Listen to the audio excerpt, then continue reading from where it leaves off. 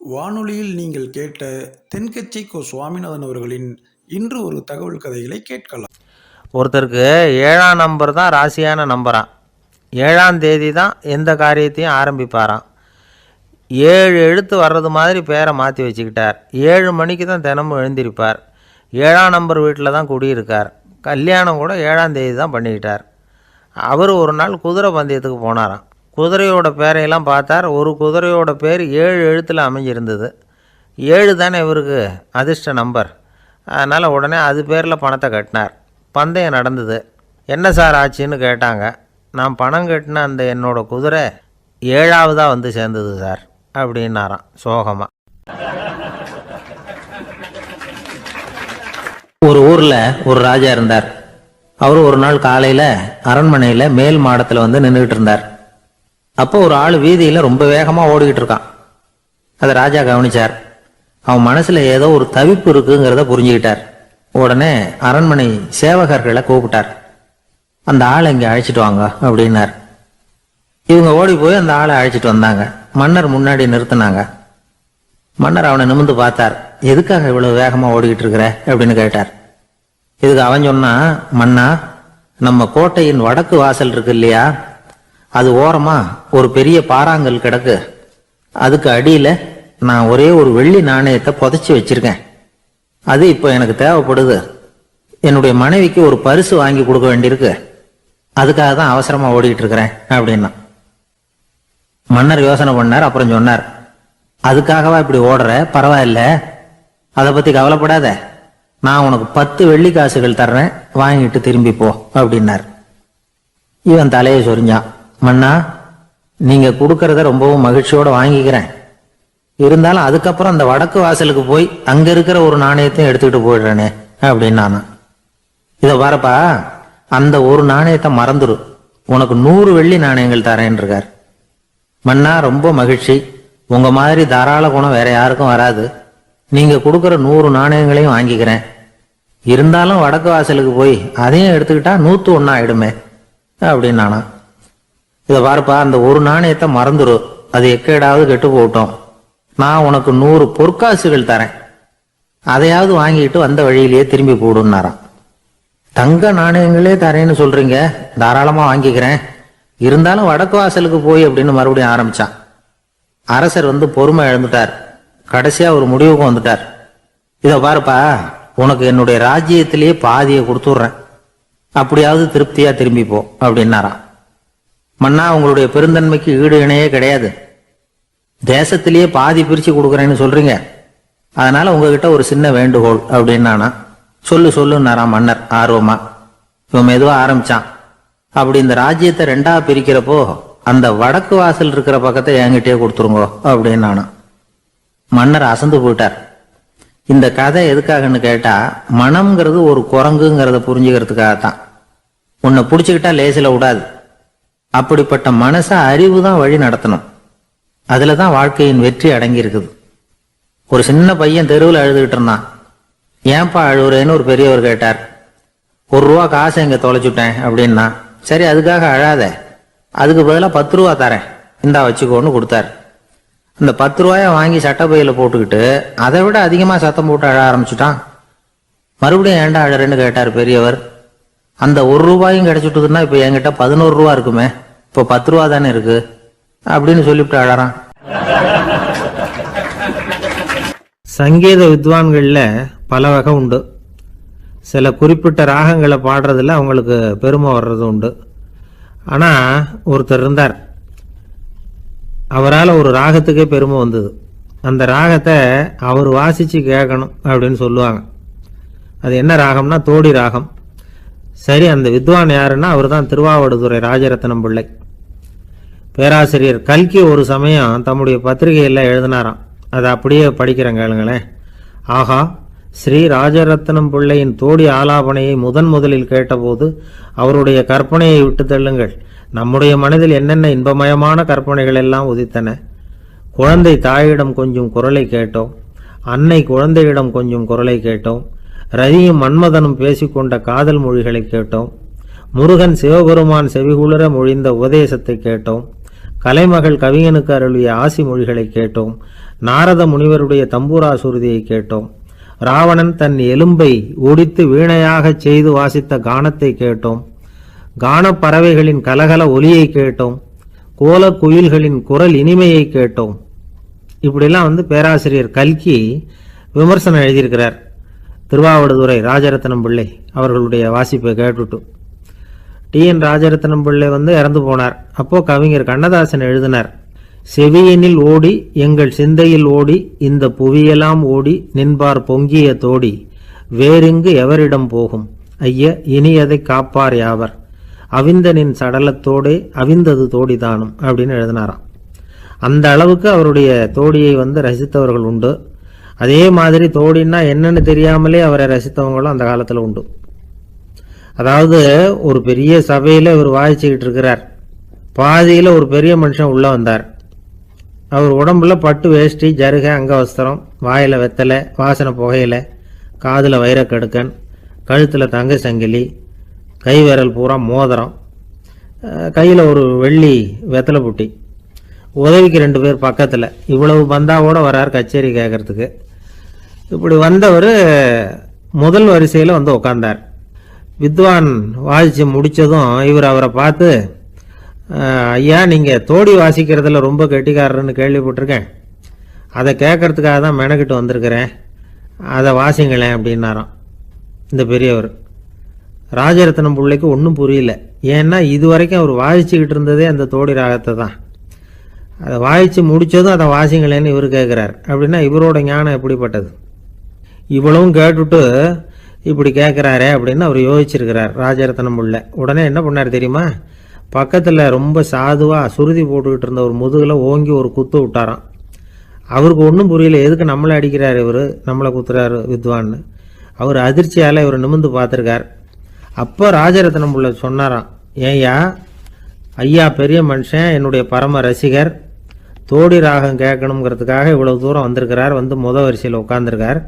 நீ இந்த சமயம் பார்த்து தோடி ராகம் வாசிக்கிற நாதஸ்வரத்தை வீட்டில் வச்சுட்டு வந்துட்டியே, இப்போ ஐயாவுக்காக அந்த ராகத்தை நான் எப்படி வாசிக்கிறது அப்படின்னு சொல்லிவிட்டு மறுபடியும் முதுகில் ஒரு அடி கொடுத்தாராம். அடி வாங்கினவருக்கே சிரிப்பு அடக்க முடியலையா. என்னுடைய நண்பர் ஒருத்தர், அவருக்கு ஜாதகத்துல நம்பிக்கை உண்டு. அவரே ஜோசியம்லாம் பார்ப்பார். என்ன சார் இந்த காலத்துல இதையெல்லாம் நம்பிக்கிட்டு இருக்கீங்களே அப்படின்னு கேட்டா, உங்களுக்கு ஒன்றும் தெரியாது சார், இந்த உலகத்துல ஒவ்வொருத்தரும் அவங்கவங்க செய்யற நல்லது கெட்டதுக்கு தகுந்த பலனை அனுபவிச்சே தீரணும் பார். அது மட்டும் இல்ல, ஒருத்தர் செத்துட்டா கூட அவன் செஞ்ச பாவ புண்ணியங்கள் கூடவே போய்கிட்டு இருக்கும் பார். அது எப்படி கூட போவோம் அப்படின்னு குதர்க்கமா கேட்டா, அதுக்கு அவர் ஒரு கதை சொன்னார். அது ரொம்ப சுவாரஸ்யமா இருந்தது. அது என்ன கதைன்னா, ஒரு ஊர்ல ஒருத்தர் இருந்தாராம். அவர் ஜோசியம் பார்க்கறதுல ரொம்ப கெட்டிக்காரரான். ஒருத்தருடைய தலைமுடியை மட்டும் அவர்கிட்ட காட்டினா போதும், அதை மட்டும் பார்த்துட்டு அவருடைய ஜாதகத்தையே அலசி போடுவாராம். அப்பேற்பட்ட திறமை. அந்த ஆள் ஒரு சமயம் கன்னியாகுமரி கடற்கரைக்கு போயிருந்திருக்கார். அங்க கரை ஓரமா ஒரு மண்டை ஓடு கிடந்திருக்கு. அதை எடுத்து பார்த்திருக்கார். அந்த மண்டை ஓட்டை வச்சுக்கிட்டே அதோட ஜாதகத்தை அலசியிருக்கார். இந்த மண்டை ஓட்டுக்கு உரிய ஆசாமி வாழ்க்கையில ரொம்ப கஷ்டப்பட்டிருக்கணும், நிறைய கஷ்டத்தை அனுபவிச்சிருக்கணும். அது தாங்க முடியாம தான் கடல்ல விழுந்து தற்கொலை பண்ணிட்டு இருக்கான் அப்படிங்கிறத அவரு கணிச்சுட்டார். இருந்தாலும் இந்த மண்டை ஓடு இன்னமும் அனுபவிக்க வேண்டியது பாக்கி இருக்கு அப்படிங்கிறத அவர் உணர்ந்தாராம். அது சரி, ஒருத்தன் உயிரோடு இருக்கிற வரைக்கும் நல்லது கெட்டதை அனுபவிக்க முடியும், செத்ததுக்கு அப்புறமும் பாக்கி இருக்குன்னா அதை எப்படி அனுபவிக்கிறது? இந்த மண்டை ஓட்டுக்கு இன்னும் கொஞ்சம் பாக்கி இருக்குங்கிறது அவருக்கு புரிஞ்சதே தவிர அதோட அர்த்தம் என்னங்கிறது சரியா விளங்கல. சரி, இதை இன்னும் கொஞ்சம் விவரமா ஆராய்ச்சி பண்ணுவோம் அப்படின்னு நினைச்சுக்கிட்டு அதை தன்னுடைய வீட்டுக்கு எடுத்துட்டு போயிட்டார். அந்த மண்டை ஓட்டை ஒரு பெட்டியில வச்சு பூட்டினார். தன்னுடைய தனி அறையில அதை பத்திரமா வச்சுக்கிட்டார். தினமும் ராத்திரி ஆனதும் தன்னுடைய மனைவியை பார்த்து, நீ போய் பூஜை அறையில தனியா படுத்துக்க அப்படின்னு சொல்லிவிட்டு தினம் ராத்திரி 12 மணிக்கு பெட்டியை திறந்து அவர் பார்ப்பார். மண்டை ஓடு அப்படியே இருந்தது தவிர இன்னும் கொஞ்சம் பாக்கி இருக்குங்கிறதுக்கு அர்த்தம் அவருக்கு விளங்கல. அந்த மண்டை ஓட்டுக்கு இன்னும் என்ன பாக்கி இருக்க போகுது? இப்படியே ஒரு 10 நாள் போச்சு. அந்த வீட்டம்மாவுக்கு சந்தேகம் வந்துட்டுது. நம்ம வீட்டுக்காரரு நம்மளை தனியா ஏன் தூங்க சொல்றார் அப்படிங்கிற சந்தேகம். உடனே பக்கத்து வீட்டு அம்மா கிட்ட விஷயத்த சொல்லியிருக்கிறாங்க. அந்த அம்மா உடனே நீ கவலைப்படாதே நான் கண்டுபிடிச்சு சொல்றேன் அப்படின்னு சொல்லிவிட்டாங்களாம். அன்னைக்கு ராத்திரியே ஜன்னல் வழியா எட்டி பார்த்துருக்குறாங்க. இந்த ஆள் மண்டை ஓட்டை கையில வச்சுக்கிட்டு அது திருப்பி திருப்பி பார்த்துக்கிட்டு இருக்கிறான். அதை பார்த்துட்டாங்க. மறுநாள் காலையில அவரோட மனைவியை பார்த்தாங்க. ஏம்மா, உன் வீட்டுக்காரருக்கு நீ முதல் மனைவியா ரெண்டாவது மனைவியா அப்படின்னு கேட்டாங்களாம். எனக்கு தெரிஞ்ச வரைக்கும் நான் ஒருத்தி தான் அவருடைய மனைவி அப்படின்னாங்களாம் அவங்க. அப்படி இல்லை, நீ அவருக்கு ரெண்டாவது மனைவி. முதல் மனைவியின் மண்டை ஓட்டை தான் அவர் தினமும் ராத்திரியில் எடுத்து பார்த்துக்கிட்டு இருக்கிறார் அப்படின்னாங்க அடுத்த வீட்டு அம்மா. அப்படியா விஷயம் அப்படின்னு சொல்லிவிட்டு கணவன் வீட்டில் இல்லாத நேரமா பார்த்து அந்த மண்டை ஓட்டை எடுத்து கொண்டாந்து ஒரு உரல்ல போட்டு உலக்கையால குத்தி நொறுக்க ஆரம்பிச்சுட்டாங்க. வெளியில போயிருந்த அந்த ஆள் அப்பதான் உள்ள நுழைஞ்சார். மண்டை ஓடு உலக்கை கிட்ட குத்து வாங்கிட்டு இருக்கு. அது அனுபவிக்க வேண்டியது இன்னும் கொஞ்சம் பாக்கி இருக்குங்கிறதுக்கு அர்த்தம் எனக்கு இப்பதான் புரிஞ்சுது அப்படின்னாராம் அவர். இந்த கதையிலேருந்து நாம இன்னொரு நீதியையும் புரிஞ்சுக்கணும். அதாவது நம்ம வீட்டை பத்தி நமக்கு புரியாததெல்லாம் அடுத்த வீட்டுக்கு. ஒரு ஊர்ல ஒரு ஆள் இருந்தான். நிறைய பணம் சேர்த்தான். அவனுக்கு சம்பாதிக்க தெரியுமே தவிர செலவு பண்ண தெரியாது. மகா கஞ்சன். காசை கையில எடுக்கவே மாட்டான். எடுத்தா செலவு செய்ய வேண்டியிருக்குமே. அதனால இப்படியே அவன் காலத்தை ஓட்டி விட்டான். வயசாயிட்டுது. அவனுடைய மனைவி ஒரு நாள் கேட்டாங்க, இவ்வளவு நாளா நீங்க என்ன எங்கேயுமே அழைச்சிட்டு போனதில்லை, இப்போவாவது அழைச்சிட்டு போகக்கூடாதா அப்படின்னாங்க. எங்க போகணும் சொல்லுன்னா. காசிக்கு போகணும், கங்கையில குளிக்கணும்னாங்க. இவன் பார்த்தான், இதுக்கு ஏன் அவ்வளவு தூரம் செலவு பண்ணிட்டு போகணும், நம்ம ஊர் ஆத்துலயே குளிக்கலாமே, இதுவும் புண்ணிய நதி தான், இங்க குளிச்சா அங்க குளிச்ச பலன் கிடைச்சிரும் அப்படின்னா. சரின்னு 2 பேரும் ஆத்தங்கரைக்கு போனாங்க. அன்னைக்கு ஏதோ விசேஷம், நிறைய கூட்டம், நிறைய பேர் குளிச்சுக்கிட்டு இருக்கிறாங்க. கரையில சில புரோகிதர்கள் நின்றுகிட்டு இருக்கிறாங்க. குளிக்கிறதுக்கு முந்தி அவங்க கிட்ட உட்காந்தா ஏதோ மந்திரம்லாம் சொல்லுவாங்க, கொஞ்சம் காசு கொடுக்க வேண்டியிருக்கும். அதனால இவன் என்ன பண்ணா, ஆத்தங்கரையிலேயே கொஞ்சம் தூரம் போனான். ஊரை விட்டு தள்ளி வந்துட்டான். அங்க யாருமே இல்லை. அப்பாடான்னு சந்தோஷப்பட்டான். குளிக்கலாம்னு புறப்பட்டான். இந்த நேரம் கடவுள் பார்த்தார், இந்த கஞ்சனுக்கு ஏதாவது புத்தி போகட்டணும் அப்படின்னு நினைச்சார். உடனே ஒரு புரோகிதர் மாதிரி உருவத்தை மாத்திக்கிட்டு அந்த ஆள் முன்னாடி வந்து நின்னார். அவனுக்கு அதிர்ச்சி. இங்க யாருமே இருக்க மாட்டாங்கன்னு நினைச்சா இங்கேயுமே ஒரு ஆள் வந்துட்டாரு, என்ன பண்றதுன்னு யோசனை பண்ணான். புரோகிதர் உருவத்தில் இருந்த கடவுள் சொன்னார், இதை பாருங்க, இன்னைக்கு விசேஷ நாள், நீராடுறதுக்கு முன்னாடி சுயகல்பம் பண்ணிக்கிறது ரொம்ப நல்லது அப்படின்னார். என்கிட்ட பணம் எதுவும் இல்லையேன்னா. பரவாயில்ல, அப்புறமா கொடுங்க, வாங்கிக்கிறேன். ஆனா ஒண்ணு, எவ்வளவு கொடுப்பீங்கிறத மட்டும் இப்பவே சொல்லி விடுங்க அப்படின்னார். இவன் ரொம்ப யோசனை பண்ணான். ஒரு 10 பைசா தரேன் அப்படின்னா. சரின்னு ஒத்துக்கிட்டு எல்லா கிரியைகளையும் அவர் செஞ்சார். அதுக்கப்புறம் கணவனும் மனைவியும் ஆத்துல குளிச்சாங்க. அவர் போயிட்டார்.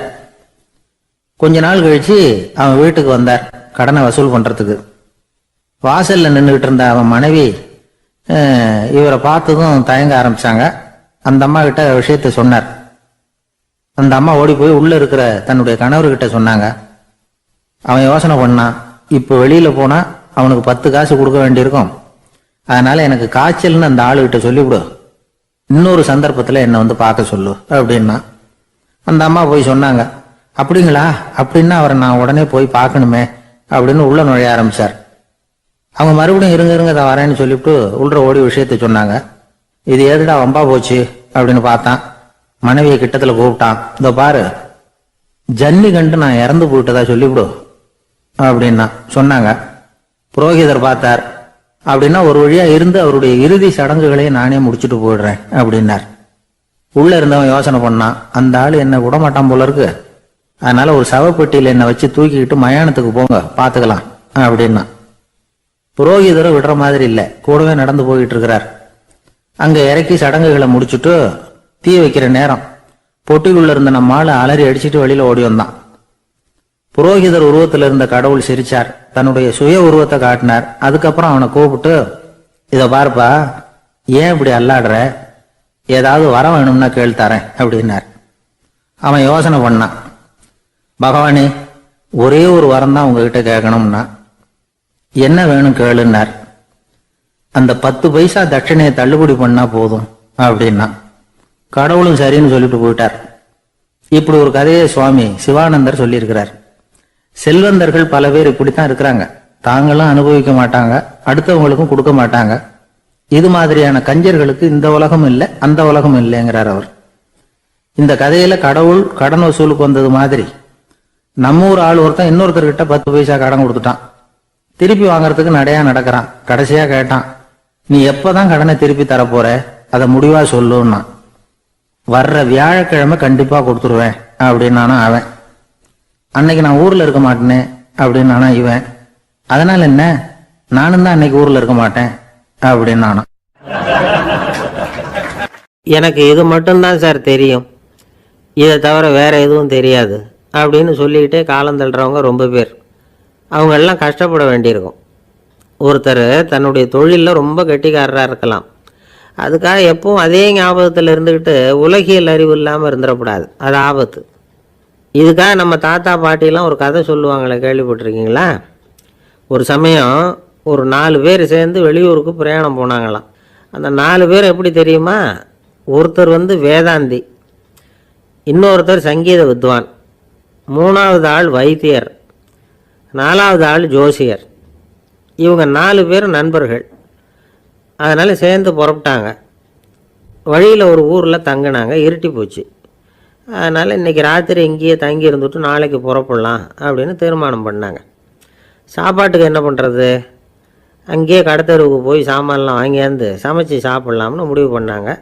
4 பேர் இருக்கிறதுனால ஆளுக்கு ஒரு காரியமாக செய்யலாம் அப்படின்னு வேலையை பிரிச்சுக்கிட்டாங்க. வைத்தியர் கரிகாய் வாங்க போனார், வேதாந்தி எண்ணெய் வாங்க போனார், ஜோசியர் பலசரக்கு வாங்க போனார், சங்கீத வித்வானுக்கு சமைக்கிற வேலை. எல்லாம் சரி, ஆனால் நடந்தது என்ன தெரியுமா? கடைத்தெருவுக்கு காய்கறி வாங்க போனார்ல வைத்தியர், அங்கே போய் மார்க்கெட்டில் பார்த்தார். ஒவ்வொரு கரிகாயாக எடுத்து பார்த்தார். இது பித்தம், உடம்புக்கு ஒத்துக்காது, இது வாயு, உடம்புக்கு ஒத்துக்காது அப்படின்னு ஒவ்வொன்றா தள்ளினார். கடைசியில் ஒன்றுமே தேரல, வெறுங்கையோடு திரும்பி வந்துக்கிட்டு இருக்கிறார். எண்ணெய் வாங்க போனார் வேதாந்தி, அவர் ஒரு தொன்னையில் எண்ணெயை வாங்கினார். பேசாமல் அதை எடுத்துகிட்டு வர வேண்டியது தானே, முடியல. அவருடைய வேதாந்த மூளை சிந்திக்க ஆரம்பிச்சுட்டுது. இந்த தொன்னைக்கு எண்ணெய் ஆதாரமா அல்லது எண்ணெய்க்கு தொன்னை ஆதாரமா அப்படிங்கிற ஆராய்ச்சியில் இறங்கினார். என்னாச்சு தெரியுமா? அப்படி கவுத்து பார்த்தார். வாங்கின எண்ணெய் பூராவையும் வழியில் கொட்டிவிட்டு வெறும் தொன்னையோடு சேர்ந்தார். பலசரக்கு வாங்க போனார் ஜோசியர், அவர் ஒரு வழியில் பார்த்தாரு. வழியில் வந்தவங்களெல்லாம் அங்கங்கே ஒரு மரத்தடியில் உட்கார வச்சு அவங்களுக்கெல்லாம் ஆர்வம் சொல்ல ஆரம்பிச்சிட்டார். அப்படி ஒவ்வொருத்தராக சொல்லி முடிச்சுட்டு கடத்தருக்கு போய் சேர்ந்தார். இவர் அங்கே போய் சேர்றதுக்குள்ளே ரொம்ப நேரம் ஆகிட்டுது. கடையெல்லாம் பூட்டிவிட்டு போயிட்டாங்க. என்ன செய்கிறது? அவரும் வெறுங்கையோடு திரும்பி சேர்ந்தார். சரி, இவங்க கதை தான் இப்படி ஆச்சு. அங்கே சமைக்கிறதுக்காக உட்காந்துருந்தார் சங்கீத வித்வான், அவர் கதை என்னாச்சு தெரியுமா? அங்கே அவர் அடுப்பை பற்ற வச்சு ஒலையை கொதிக்க வச்சார். அதாவது ஒரு பானையில் தண்ணியை ஊற்றி அடுப்பில் வச்சார். அது கொதிக்க ஆரம்பிச்சிது. தண்ணி கொதிக்கிற சத்தம் இருக்குதுல்ல, அது இவருக்கு தாளம் போடுறது மாதிரி இருந்தது. ஒரே குஷி, பாட ஆரம்பிச்சிட்டார். பாடிக்கிட்டே உற்சாகமாக கையில் இருந்த கரண்டியால் அந்த பானையில் தட்டினார், தாளம் போடுறதா நினச்சிக்கிட்டு. அவ்வளவுதான், பானை பட்டுன்னு உடஞ்சி போச்சு. தலையில் கையை வச்சுக்கிட்டு அவரும் உட்காந்துட்டார். எந்த தொழில் தெரிஞ்சாலும் சரி, அதை புத்திசாலித்தனமாக பயன்படுத்த தெரியலன்னா ஆபத்து தான். அதுக்காக தான் இந்த கதை. ஒரு பஸ்ஸு டிரைவர் ரொம்ப கெட்டிக்காரர். பஸ்ஸை ரொம்ப திறமையாக ஆபத்து இல்லாமல் ஓட்டினதுக்காக பரிசுலாம் வாங்கினவர். அவரே ஒரு படகு ஓட்டுறதுக்காக அழைச்சிட்டு போயிருக்கிறாங்க, மோட்டார் படகு. அதையும் ரொம்ப திறமையாக தான் ஓட்டிகிட்டு போயிருக்கிறாரு. நடுக்கடலில் போனதும் படகு நின்று போச்சு. மோட்டாரில் ஏதோ கோளாறு. என்ன செய்யலாம் அப்படின்னு அந்த டிரைவரை கேட்டிருக்கிறாங்க படகுல இருந்தவங்கெல்லாம். அப்போ அவர் சொன்னாராம், கவலைப்படாதீங்க, ஒன்றும் பிரச்சனை இல்லை, எல்லோரும் கொஞ்சம் கீழே இறங்கி பின்னாடி தள்ளுங்க, மோட்டார் ஸ்டார்ட் ஆகிடும் அப்படின்னாராம். ஒரு ஊரில் ஒரு இளைஞன் இருந்தான். ஒரு நாள் அவன் ஒரு குருவை தேடிட்டு புறப்பட்டான். ஊரை விட்டு வெளியில் போனான். போகிற வழியில் ஒரு காடு. அந்த காட்டில் ஒரு மரத்தடியில் ஒரு பெரியவர் உட்காந்துருக்கிறார். அமைதியாக மௌனமாக அவர் அமர்ந்திருக்கிறார். இந்த பெரியவரை விசாரிக்கலாம், குருவை தேடி கண்டுபிடிக்கிறதுக்கு இவர் ஏதாவது ஒரு வழி சொல்லி கொடுப்பார் அப்படின்னு நினச்சிக்கிட்டு அவரை நெருங்கினான். ஐயா, எனக்கு ஒரு குரு தேவை, எங்கே கிடைப்பார், அவரை எப்படி அடையாளம் கண்டுபிடிக்கிறது, அதை பற்றி ஏதாவது விவரம் சொன்னீங்கன்னா நான் கண்டுபிடிச்சிக்குவேன் அப்படின்ட்டுருக்கான். பெரியவர் நிமிர்ந்து பார்த்தார். தம்பி, அது ரொம்ப சுலபம். அவர் வயசானவராக இருப்பார், என்னை விட சுமார் 30 வயசு அதிகமாக இருக்கும். அவர் ஒரு மரத்தடியில் தான் உட்காந்துருப்பார் அப்படின்ட்டுருக்கான். சரிங்க பெரியவரே, அது என்ன மாதிரியான மரம், எப்படி இருக்கும் அப்படின்னு கேட்டிருக்கான். பெரியவர் அந்த விவரங்களையும் சொல்லியிருக்கிறாரு. அது மட்டும் இல்லை, சந்திக்கிற நாள், நேரம், வினாடி முதற்கொண்டு எல்லா விவரங்களையும் துல்லியமாக சொன்னாராம். இவ்வளவு விவரங்களை இவரால் எப்படி சொல்ல முடியுது அப்படின்னு இவனுக்கு ஆச்சரியம். இருந்தாலும் அந்த பெரியவர் கடைசியாக ஒரு விவரம் சொன்னார்.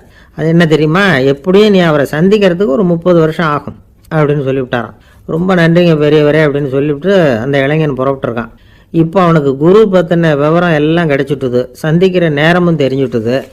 ஆனால் 30 வருஷம் அவரை தேடி அலைய வேண்டியிருக்குமே. அவன் தேட ஆரம்பித்தான். காடு மலை எல்லாம் சுற்றி அலைஞ்சான். பல வருஷங்கள் தேடினான். அழுத்து போயிட்டான். கடைசியில் அவனுக்கும் வயசாகிட்டுது. கடைசியில் தன்னுடைய சொந்த ஊருக்கே திரும்பி போய்கிட்டு இருந்தான். அங்கே ஒரு மரத்தடியில் அவன் தேடிக்கிட்டு இருந்த குருநாதர் கிடைச்சார். யார் அவருன்னா, 30 வருஷத்துக்கு முன்னாடி வழி சொல்லி கொடுத்தாருல அதே பெரியவர். அவருக்கு இப்போ 30 வயசு அதிகமாக இருந்தது. அதே மரம். அன்னைக்கு பெரியவர் சொன்ன அடையாளம் இப்போ பொருத்தமாக இருந்தது. இப்போ அந்த பெரியவர் சொன்னார், சரியாக வந்து சேர்ந்துட்டேன், வா, உனக்காக தான் நான் இவ்வளவு காலமும் காத்துக்கிட்டு இருந்தேன் அப்படின்னாரான். என்ன சொல்கிறீங்கன்றிருக்கான். 30 வருஷத்துக்கு முன்னாடி என்கிட்ட வந்தியே, அப்போவே என் காலம் வந்து முடிஞ்சு போயிருந்தது.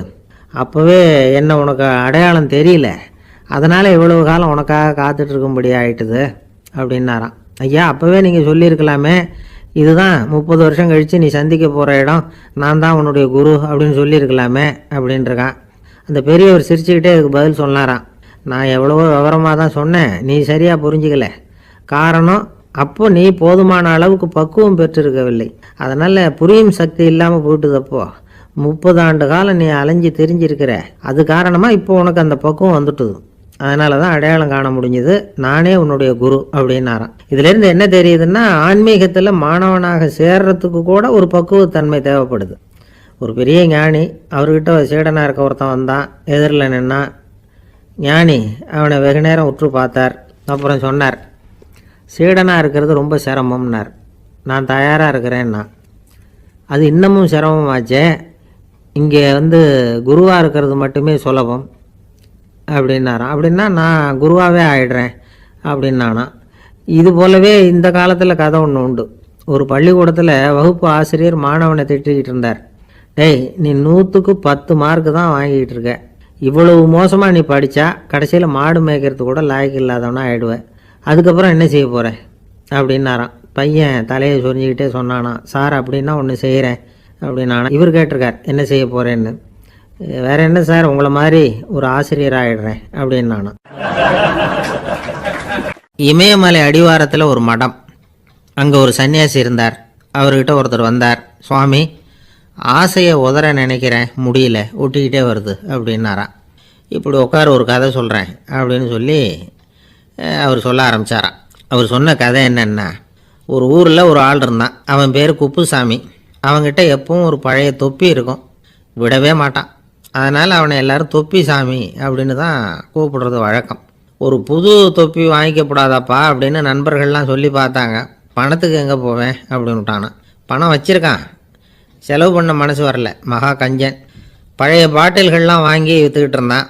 அப்படி ஒரு தடவை பழைய கண்ணாடி சாமான்களை ஏலத்தில் எடுத்தப்போ அதில் ஒரு அருமையான சென்ட்டு பாட்டில் கிடச்சிது. உடனே ஒரு ஐடியா பண்ணான். அந்த சென்ட்டை வந்து சின்ன சின்ன பாட்டில்களில் அடைச்சி ஜன்னல் ஓரமாக அடுக்கி வச்சுட்டான். அதை விற்றா நிறைய பணம் கிடைக்குமே. அதனால் இதுக்கு இடையில் ஒரு நாள் அவன் வந்து அப்படியே உட்காந்துருந்தான். அந்த நேரம் நண்பன் வந்தான். ஏண்டா, உன் பழைய தொப்பியை மாற்றப்படாதா, ஊரில் எல்லோரும் கேலி பேசுகிறாங்களே ஒன்று தொப்பி சாமின்னு அப்படின்னு சொல்லி கேட்டிருக்கான். இந்த சென்ட்டு பாட்டில் விற்றதும் பணம் வரும், அதுக்கப்புறம் பார்க்கலாம் அப்படின்னு நானா. இவன் சரி வா, நீச்சல் குளத்துக்கு போயிட்டு வருவோம் அப்படின்னு கூப்பிட்ருக்கான் நண்பன். 2 பேரும் போனாங்க. அதே நேரம் அந்த ஊர் நீதிபதியும் அங்கே குளிக்க வந்தாராம். அவர்கிட்ட இருந்தது விலை வசந்த ஒரு புது தொப்பி. அதை அங்கே இருந்த ஸ்டாண்டில் மாட்டிவிட்டு குளிக்க போனார். இதுக்கிடையில் குப்புசாமி குளிச்சுட்டு வந்தான். அவனுடைய பழைய தொப்பியை காணலை. அந்த புது தொப்பியை பார்த்தா இது நண்பனுடைய வேலை தான் அப்படிங்கிறதாக புரிஞ்சுக்கிட்டு அதை எடுத்து மாட்டிகிட்டு வந்துட்டான். நீதிபதி குளிச்சுட்டு வந்து பார்க்குறாரு, தொப்பியை காணும். போலீஸில் புகார் கொடுத்தார். அவங்க வந்து தேடினாங்க. ஒரு மூலையில் பழைய தொப்பி கிடச்சிது. அடடா, இது நம்ம குப்புசாமியோட தொப்பி இல்லையா அப்படின்னு நானா ஒருத்தன். உடனே அவன் வீட்டுக்கு தேடிட்டு போயிருக்காங்க. அங்கே போய் பார்த்தா புது தொப்பி அங்கே இருக்குது. உடனே அவனுக்கு 1000 ரூபா அபராதம் போட்டாங்களாம். அவன் பணத்தை கட்டிவிட்டு ரொம்ப எரிச்சலோடு வீட்டுக்கு வந்தான். பழைய தொப்பி கண்ணில் பட்டது மறுபடியும். உன்னால தானே எனக்கு 1000 ரூபா நஷ்டம் அப்படின்னு சொல்லி அதை எடுத்துக்கிட்டு அப்படி போயிருக்கான். அந்த ஊர் குளத்தில் வீசி எறிஞ்சிட்டு வந்துட்டான். அது மீன் பிடிக்கிற ஒருத்தன் கையில் சிக்கிச்சு. அவன் வர்ற வழியில் அதை எடுத்து வேகமாக வீசி எறிஞ்சான். அது நேராக குப்புசாமி வீட்டு ஜன்னல் வழியாக உள்ளே வந்து இந்த சென்ட்டு பாட்டில்கள் மேலே விழுந்து எல்லாம் உடஞ்சி நொறுங்கி போச்சு. குப்புசாமி பார்த்தான். தோட்டத்தில் ஆழமாக ஒரு குழியை வெட்டினான். அந்த தொப்பியை போட்டான், மூடிவிட்டான். இதை அடுத்த வீட்டுக்காரன் பார்த்தான். ஏதோ புதையல் தான் வச்சுருக்கான் போல இருக்குன்னு நினச்சான். போலீஸில் போய் புகார் கொடுத்துட்டான். மறுபடியும் போலீஸ் குழியை தோண்டினாங்க. பழைய தொப்பி மறுபடியும் வெளியில் வந்தது. எல்லோரும் சிரிக்கிறாங்க. அன்னைக்கு ராத்திரியே அந்த தொப்பியை எடுத்துக்கிட்டு நேராக புறப்பட்டான். ஒரு கல்லில் அதை சேர்த்து கட்டி குடிநீர் தொட்டி இருக்கும்ல அதில் போட்டுட்டு வந்துட்டான். இனிமேல் என்ன பண்ணும் பார்ப்போன்னு. ஒரு நாள் திடீர்னு குழாயெல்லாம் அடைப்பட்டு போச்சு. மாநகராட்சி அலுவலர்கள் வந்து என்னன்னு பார்த்தா அந்த பழைய தொப்பி குழாயை அடைச்சிக்கிட்டு இருக்குது. இது குப்புசாமியோட தொப்பிங்கிறது தான் எல்லாருக்கும் தெரியுமே. உடனே குடிநீரை வந்து பாழாக்கினதுக்காக குப்புசாமிக்கு கோர்ட்டு 2500 ரூபா அபராதம் போட்டுவிட்டுது. அதையும் கட்டிவிட்டு வெளில வந்தான். கடைசியாக முடிவு பண்ணான். ஒரு நெருப்பு குச்சியை கிழிச்சான். தொப்பியை கொளுத்தினான். எரிஞ்சது. எடுத்து வெளில எரிஞ்சான். கொஞ்ச நேரத்தில் தீ அணைப்பு படம் வந்துட்டுது. ஆமாம், இவன் எடுத்து எரிஞ்சது வெளியில் விழுந்து வீட்டு கூரையே பற்றிக்கிட்டு எரிய ஆரம்பிச்சுட்டுது. அவனோட பணத்தாசையும் அதோடு சேர்ந்து எரிஞ்சு போச்சான். இப்படி ஒரு கதை. இந்த கதையை சொல்லி முடித்தார் அந்த இமயமலை அடிவாரத்தில் இருந்த சன்னியாசி. இப்போ அந்த குப்புசாமி எங்கே இருக்கிறான்னு கேட்டார் எதிரில் இருந்தவர். இதோ உன் எதிரிலே இருக்கிறான், நான் தான் அந்த குப்புசாமி அப்படின்னாரான் அந்த சன்னியாசி. அந்த குப்புசாமிகிட்ட இருந்தது மாதிரி ஒரு பழைய தொப்பி நம்ம ஒவ்வொருத்தர்கிட்டையும் உண்டு. அதை எப்படி தொலைக்கிறதுன்னு தெரியாமல் தடுமாறிக்கிட்டு இருக்கிறோம். அது என்ன தொப்பிங்கிறீங்களா? அதுதான் நம்மை சூழ்ந்திருக்கிற மாயை அப்படிங்கிறார் சுவாமி சின்மயானந்தர். மெய்ஞானம் கிடைக்கிறப்போ மாயை வந்து எரிஞ்சு போகும் அப்படிங்கிறது அவருடைய கருத்து. நம்மால் ஒருத்தர் வேகமாக ஓடி வந்தார். காலில் மாட்டியிருந்த பழைய செருப்பு ரெண்டையும் ஆவேசமாக தூக்கி ஒரு கிணத்துல போட்டுட்டு வெறுங்காலோடு நடந்து வந்துக்கிட்டு இருக்கிறார். ஏன் அப்படி பண்ணீங்க அப்படின்னு கேட்டோம்.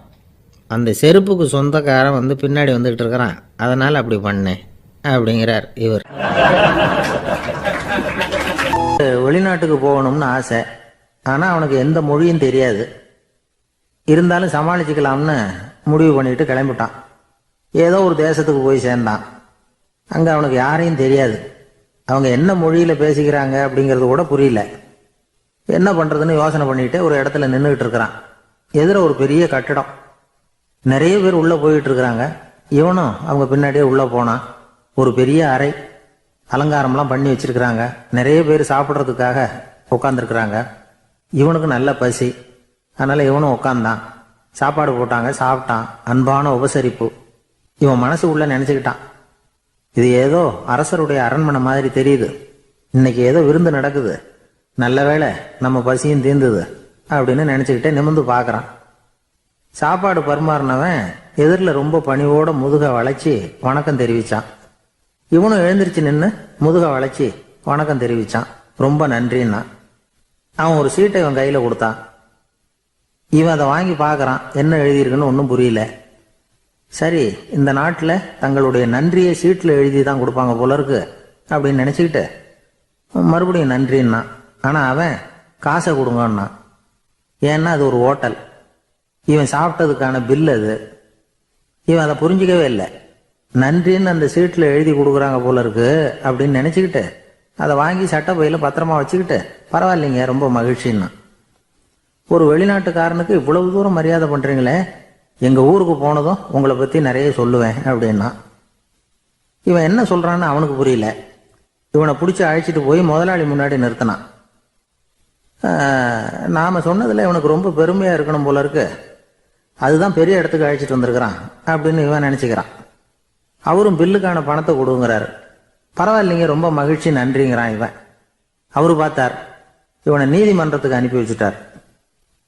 இவன் என்ன நினச்சிக்கிட்டான், நம்மளை இந்த ஊர் ராஜா முன்னாடியே அழைச்சிக்கிட்டு வந்து நிறுத்தி இருக்கிறாங்க போல இருக்கு, என்ன ஒரு பெருந்தன்மை அப்படின்னு நினச்சிக்கிறான். நீதிபதி சொன்னார், சாப்பிட்டதுக்கான பணத்தை கொடுத்துரு, இல்லைன்னா அதுக்கான தண்டனையை அனுபவிக்க வேண்டி இருக்கும்னார். ராஜாவே நமக்கு நன்றி சொல்றாரு போல இருக்கு அப்படின்னு நினச்சிக்கிறான் இவன். என் மகிழ்ச்சிக்கு எல்லையே இல்லைங்க அப்படின்னா. அவரு பார்த்தார், இவனுக்கு தண்டனை கொடுக்க வேண்டியதுதான் அப்படின்னு முடிவு பண்ணார். உடனே தீர்ப்பு எழுதினார். இவனை கழுதையில பின்புறமா உட்கார வைங்க, இவன் ஒரு மோசடிக்காரன் அப்படின்னு ஒரு போர்டு எழுதி அவன் கழுத்துல மாட்டுங்க, அப்புறம் அந்த கழுதையை ஊரு பூரா விரட்டுங்க அப்படின்னார். இவனுக்கு தான் மொழி புரியலையே, ஏதோ நடக்குது அப்படிங்கிறது மட்டும் புரியுது. எல்லாரும் சேர்ந்து இவனை ஒரு கழுதை மேல உட்கார வச்சாங்க. ஓஹோ, நம்மளை பாராட்டி ஒரு ஊர்வலம் நடத்துறாங்க போல இருக்கு அப்படின்னு நினைச்சுக்கிறான் இவன். எல்லாரும் சத்தம் போட்டுக்கிட்டு கையை தட்டிக்கிட்டு கழுதை பின்னாடி ஓடி வர்றாங்க. இவனுக்கு ரொம்ப உற்சாகமா இருக்குது. எல்லாருக்கும் கை கூப்பி வணக்கம் சொல்லிக்கிட்டே போறான். கூட்டத்துல திடீர்னு ஒரு தெரிஞ்ச முகம் தெரியுது. அவனுடைய தேசத்தை சேர்ந்த ஒரு ஆள் அவன். அவனை பார்த்ததும் இவனுக்கு ரொம்ப உற்சாகம். நம்ம ஊருக்கு போனதும் இங்க நமக்கு கிடைச்ச மரியாதையெல்லாம் உண்மைதான்னு சொல்றதுக்கு ஒரு சாட்சியும் கிடைச்சுட்டுது அப்படின்னு நினைச்சுக்கிறான். அவனை பார்த்து கத்தனான், நல்லா பார்த்துக்க, இந்த ஊர் மக்கள் எனக்கு எப்படிப்பட்ட வரவேற்பு கொடுக்குறாங்கிறத நல்லா கவனிச்சுக்கோ அப்படிங்கிறான். அவனுக்கு அவமானமா போட்டுது. தலையை குனிஞ்சுக்கிட்டே நழுவி போயிட்டான். இவன் பார்த்தான், அவன் தலை தெரியல. ஆகா, அவனுக்கு நம்ம மேல பொறாம போல இருக்கு, அதனாலதான் காணாம போயிட்டான் அப்படின்னு நினைச்சுக்கிறான். இப்படி ஒரு வேடிக்கை கதையை பெரியவங்க சொல்றது உண்டு. கதை வேடிக்கையா இருந்தாலும் இதுல உள்ள கருத்து என்ன தெரியுமா? அந்த கழுதை மேல உட்கார்ந்துருக்கிறானே, அது மாதிரிதான் நாமளும் அகங்காரம்ங்கிற கழுதை மேல உட்காந்துக்கிட்டு இருக்கோமா. நாமளும் கிட்டத்தட்ட அதே மாதிரி பிரம்மையில தான் இருக்கிறோமா. என்ன நடக்குதுங்கிறதே புரியறது இல்லை. அகங்காரத்துல பேசுறவனுக்கும் சித்த சுவாதீனம் இல்லாம பேசுறவனுக்கும் அதிக வித்தியாசம் இருக்கிறது இல்லை. அது மாதிரி ஒருத்தன் தன்னுடைய வீட்டை சுத்தி சேற்ற வாரி அரைச்சிக்கிட்டு இருந்தானா. அந்த வழியா வந்த ஒரு பெரியவர் அதை பார்த்திருக்கார். என்னப்பா பண்ணிட்டு இருக்கிற அப்படின்னு கேட்டாராம். கழுதைகளை விரட்டிக்கிட்டு இருக்கிறேன் அப்படின்னானா. இங்க கழுதைகளே காணுமே அப்படின்னாராம் அவரு. அதுதான் ஏற்கனவே விரட்டி விட்டனே அப்படின்னானா இவன்.